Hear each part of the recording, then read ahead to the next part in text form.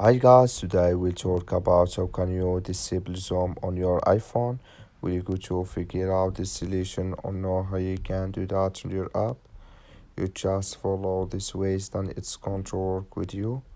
All you have to do, in first you just click on settings, click on it here.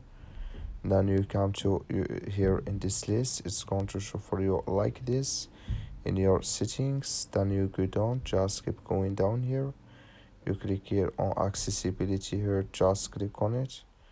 You come to next step here, it's going to show for you like this here. So then you just click here on zoom. When you click here on zoom, then you click in this sign or this color. Like you see color, it's gone, that's main disable with us now. That's all you have to do. I wish you I get it. That's all. Thank you for watching. Don't forget to support us by liking, subscribe.